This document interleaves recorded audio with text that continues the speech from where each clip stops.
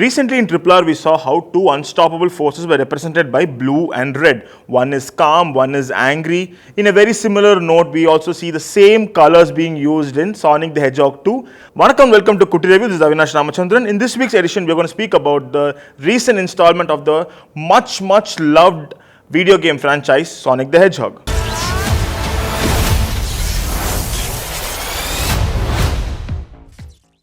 The film continues from exactly where it left off in the first part. We see how Sonic the Hedgehog is now settled into the Green Hills community and how in many ways it wants to emulate Batman. If Batman was the Dark Knight, here you have the Blue Knight, the Blue Justice. Here's how the Sonic is trying to make its presence felt for the community and wants to do good by it, but then for any origin story, you know how it works out.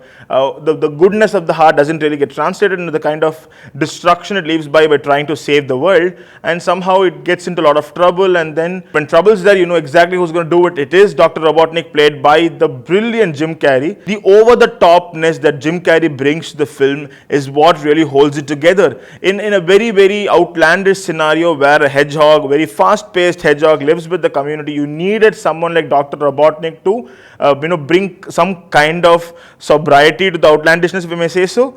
That's what exactly Jim Carrey does. But this time he's not alone trying to beat Sonic. He now has the presence of Knuckles, played by Idris Elba. See, you watch this film not for the novelty of the plot. You know exactly what's going to happen. The hero wins in the end. How he's going to win is what is kept alive by a lot of chase sequences. We see a wonderful snow-capped chase sequence. We see how Jim Carrey, who suddenly becomes a transformer of sorts and gets Magneto Transformer mix, where he gets all the machines to become this huge, humongous droid and trying to destroy the world.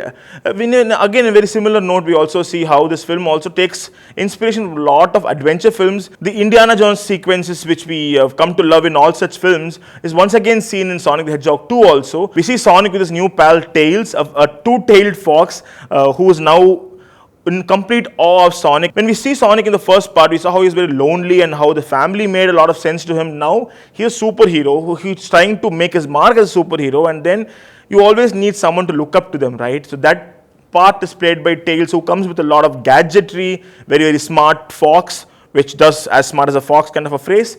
So when these all oddball people get together, and then you have this whole kingdom of Crystal Skull, or as I said, the Indiana Jones connect comes with the whole booby traps. You go into the middle of the ocean, almost a Noah's Ark type of thing, to get to the green emerald, which is more like one gem that rules all. That kind of a mythical structure to it, and once someone gets hold of that green emerald, that person can rule the world. And of course, Jim Carrey, Dr. Robotnik wants it. Sonic wants to stop Robotnik from getting it. Very interesting, Knuckles also wants it for a very different reason. So all these reasons come together, and then you have a happy-go-lucky film. The thing with all these films is that it is targeted towards kids. It's also made as a film that's enjoyable by the adults. We saw in the first part how the film spoke about the importance of being welcoming to an outsider. Here the outsider is already inside. Now we know how loneliness is not Sonic's biggest problem, but then we also see how being little different from others makes a lot of issues for a lot of species like that. We also see how certain small messages, like how important it is to have a good family structure, or being supportive of each other, how being friendly with each other, and now even at the facing adversities, you are being nice. So Sonic is a very nice person, and to see how nice people don't really always finish last. That's the idiom that goes by, nice guys finish last. And here we see how even when someone is coming to punch him, the same guy who was baying for his blood, and then Sonic goes to save that person. Except, of course, Dr. Robotnik, we still see him being the highest degree of evil that he could be. Maddie's wife not being very happy with Tom, and the whole shenanigans that happens in the wedding, and the brilliant joke, slapstick comedy that happens in those sequences. Without the presence of Sonic and the other cartoon characters, the live action sequences, not everything works. Everything revolves around Jim Carrey. The only moment when it's not surrounding him is that wedding scene, which is quite hilarious. But the thing is, these G2s don't really matter a lot of the overall scheme of things, because those were added to the structure to make it more wholesome rather than just focusing on the film. Those were little drawbacks that I felt about Sonic the Hedgehog 2. The other thing is, the film does have the problem of being slightly too long, because there's only so much of repeated gags that we can take. Of course, Sonic is too much fun. Knuckles is fun. So is Tails.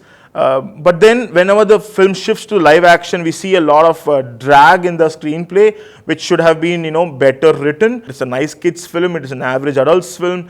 As an overall film, it does, as I said, does have its flaws. But then when you see that cute blue creature running around skeltering and being happy, it's okay to have a few flaws, doesn't it? Well, in next week's edition of Kutty Review, I shall meet you again. Aduvarikum, Tata bye bye. See you. This is Avinash Ramachandran.